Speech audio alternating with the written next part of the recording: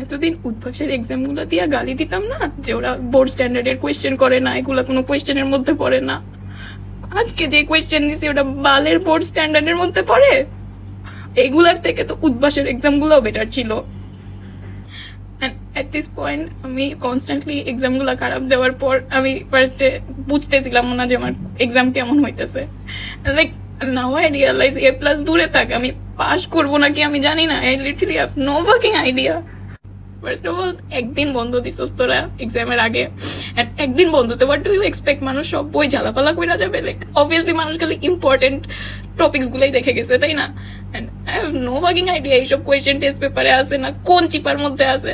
আমি কিচ্ছু বুঝি নাই আজকের question. I have no idea. আমি মনে হইতেছে আমি ফিজিক্স পুরো বানাই লেখা আসছি।